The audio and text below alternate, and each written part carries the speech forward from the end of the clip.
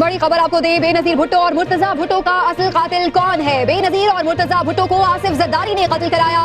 Sir, ये मुर्तजा भुट्टो के murder के ऊपर इंटेलिजेंस के पास क्या रिपोर्ट थी? किसने कराया? इसने करवाया और किसने करवाया, मतलब there is no doubt he is a murderer. Zardari. तुम क्या दे रहे हो? जेल में डाल रहे हो? जेल से कौन डरता है? मीर मुर्तजा भुट्टो, भुट्टो खानदान के वो चश्मो चिराग जिन्हें इनकी बहन के दौरे हुकूमत में कत्ल कर दिया गया। दुनिया की सियासी तारीख पर नज़र दौड़ाएं तो इसमें बहुत से सियासी रहनुमाओं को सिर्फ इसलिए मौत के घाट उतार दिया गया क्योंकि वो एक अपना अलग थलग नज़रिया रखते थे।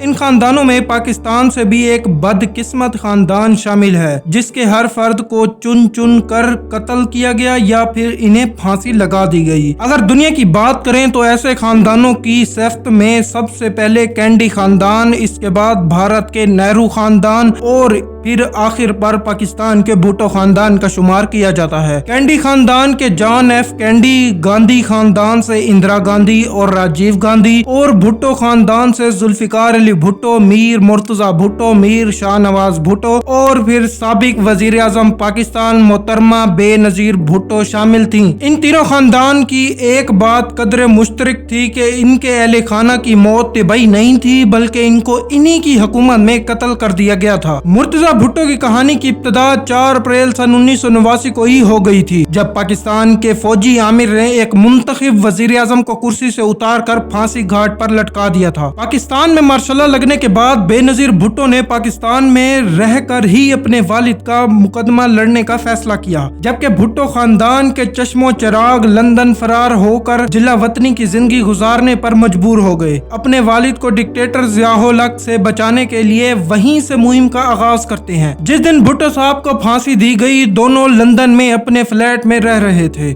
जब इन्हें इस बात की खबर मिली तो उन्होंने बाहर आकर पूरी दुनिया के मीडिया से मुखातिब होकर कहा कि इनके वालिद पर 2 साल तक तशद्दुद करने के बाद इनका सियासी नाम खत्म करने की बेसूद कोशिश की गई और बिलाखिर डिक्टेटर ज़िया-उल हक ने इन्हें मार डाला। इनका मजीद कहना था कि हमें किसी बात पर शर्मिंदगी नहीं क्योंकि हमने एक शहीद को दफनाया है। बहुत से लोगों का ख्याल है कि यही जुमला था जिसकी वजह से जाले आज भी नारे लगाते हैं कि कल भी भुट्टो जिंदा था, आज भी भुट्टो जिंदा है। भुट्टो खानदान ने अपने वालिद का इंतकाम लेने का फैसला किया और हथियार उठा लिए और एक तंजीम बनाई जिसका नाम अल जुल्फिकार था। वो पहले अफगानिस्तान और शाम गए, जिसके बाद इनका छोटा भाई मीर शाहनवाज भुट्टो अपनी फैमिली के पास फ्रांस शिफ्ट हो गया। फिर दोनों भाई साबिक भारतीय वजीर आजम इंदिरा गांधी के पास भारत में मौजूद इनकी दिल्ली की रिहाइश गाह पर मुलाकात करने आते हैं और माली मदद का मुतालबा करते हैं जो कि बाद में इन्हें दे दी गई। इसके बाद मुर्तजा भुट्टो और बेनजीर भुट्टो के दरमियान जुल्फिकार अली भुट्टो की वसीयत की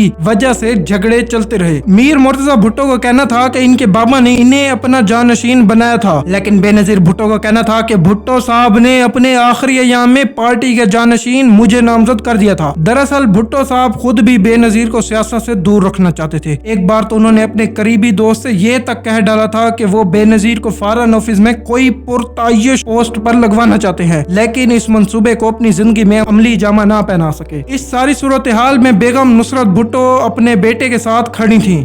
मुर्तजा भुट्टो जब शाम से वापस आए तो आते साथ ही प्रेस कॉन्फ्रेंस कर डाली। इनका कहना था कि इन्हें अपनी जमीन से दूर रखा गया है और इन्हें 2 चीजें बताई गईं। एक ये कि इनकी जिंदगी को पाकिस्तान में खतरा लाहक है और दूसरी ये कि इनके आने से इनकी बहन की सियासी पोजीशन खराब हो जाएगी। यानी कि मुर्तजा भुट्टो के खिलाफ खौफ और निदामत का जाल बुना गया। खौफ ये कि तुम्हारे खिलाफ 13 अगवा का मुकदमा चल रहा है और अगर तुम पाकिस्तान आते हो तो तुम्हारे लिए बहुत सी मुश्किलात खड़ी हो सकती है। जिस पर इनका कहना था कि मुझे किसी बात का खौफ नहीं था क्योंकि मुझे पता था कि मैं बेकसूर हूँ। निदामत ये कि अगर मैं पाकिस्तान आ जाता तो मेरी बहन जो कि पहली बार पाकिस्तान की वजीर आजम बनी थी, इनकी हुकूमत गिर जाती तो मुझे इस बात का जिम्मेदार ठहराया जाएगा। लेकिन एक वक्त आया कि मैं मजीद बाहर ना रह सका। मेरी वालदा भी यही चाहती थी कि मैं जल्द अज जल्द वापिस अपने मुल्क तशरीफ ले आऊं। मुर्तजा भुट्टो के वापस आने की देर थी कि पुलिस ने लड़काना में इनके हामियों पर फायरिंग कर दी। बेगम नुसरत भुट्टो को ये बात इतनी नागुज़ीर गुजरी कि उन्होंने अब से अपनी बेटी को बेनजीर कहने के बजाय मिसेस जरदारी कहना शुरू कर दिया। बेगम नुसरत भुट्टो ने यह तक कह डाला था कि बेनजीर कहती थी कि नवाज शरीफ की हुकूमत पुलिस स्टेट है, लेकिन मौजूदा हुकूमत पुलिस की नहीं तो और किसकी है? नवाज शरीफ और ज़िया-उल हक जैसे आमिर जो काम कर रहे थे तुम भी वही कर रही हो। दोनों बहन भाई में तलखी मजीद बढ़ने लगी। बिलाखिर मुर्तजा भुट्टो ने ये तक कह डाला कि मैं कहता हूँ कि सोच लो, अपना हिसाब किताब रखो, मेरे कारकुनों को हाथ मत लगाना, इन्हें तंग मत करो।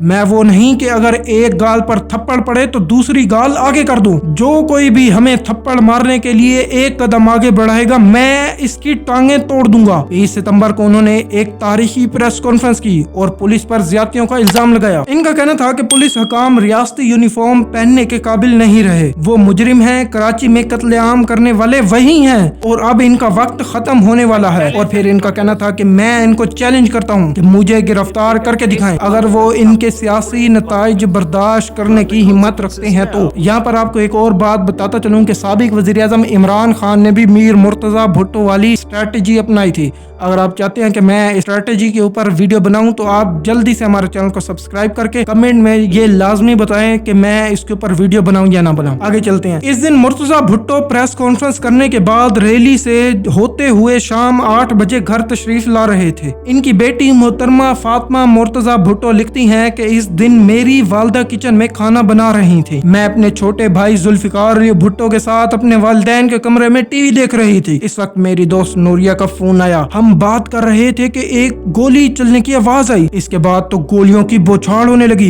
हर तरफ से तड़तड़ाहट की आवाजें आने लगी।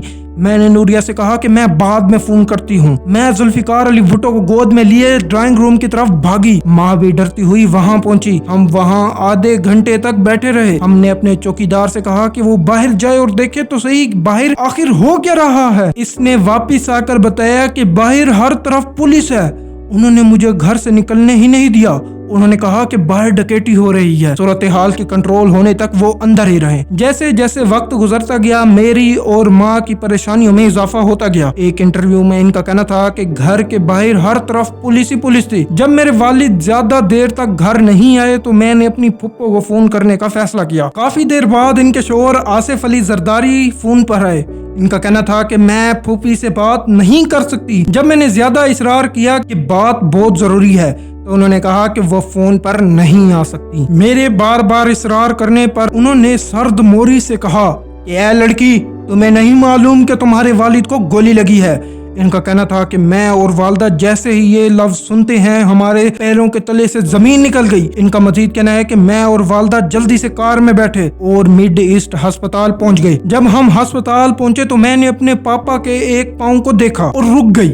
मेरी वालदा जल्दी से गईं और इनके बेड के करीब बैठ गईं और चीखने लगी, उठो मीर, उठो उठो मीर, उठो। मैंने पापा के चेहरे को छुआ। इनका खून मेरी उंगलियों को लग गया। मुझे सांस नहीं आ रही थी। बाद में डॉक्टर गफ्फार ने मुझे बताया कि आपके वालिद सांस लेने की कोशिश कर रहे थे लेकिन वो सांस नहीं ले पा रहे थे क्योंकि इनके गले में इतना खून भर गया था कि सांस की नाली अंदर नहीं जा रही थी।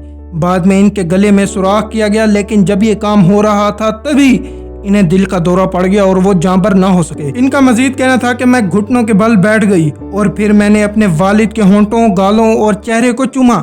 मैंने इनकी आंखों को नहीं चूमा क्योंकि लिबनान में कहावत मशहूर थी कि जो चीज आपकी पलकों से छू जाए वो आपसे दूर हो जाती है और मैं अपने पापा से दूर होना नहीं चाहती थी। भाई के कत्ल की खबर सुनते ही वजीर आज़म बेनजीर भुट्टो फौरन कराची पहुंच गईं और भाई की मैयत को देखने के लिए नंगे पांव मिड ईस्ट अस्पताल पहुंच गईं। मुर्तजा भुट्टो के हामियों ने पुलिस पर कत्ल का इल्जाम लगाया। इस पर पुलिस के आला अफसर शोएब सडल ने बताया कि पुलिस भुट्टो साहब के साथ आने वाले बंदूक बरदारों को रोकना चाह रही थी लेकिन उन्होंने पुलिस पर फायरिंग कर दी और यूं पुलिस को जवाबी कार्रवाई करने पर मजबूर किया गया।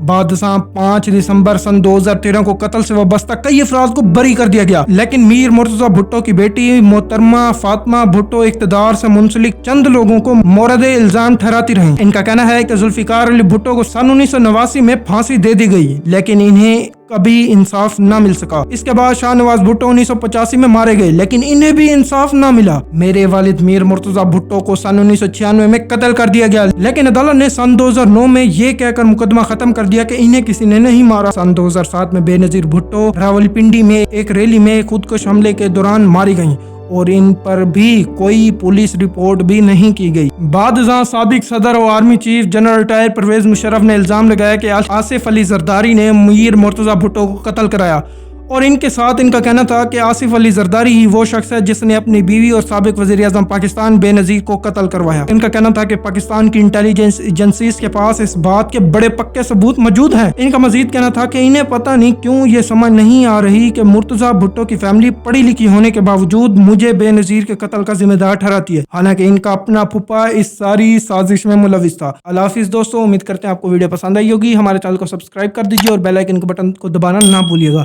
تاکہ ہماری اس طرح کی مزید معلوماتی ویڈیوز آپ تک پہنچ سکیں۔ اللہ حافظ، اللہ تعالیٰ آپ سب کا حامی و ناصر۔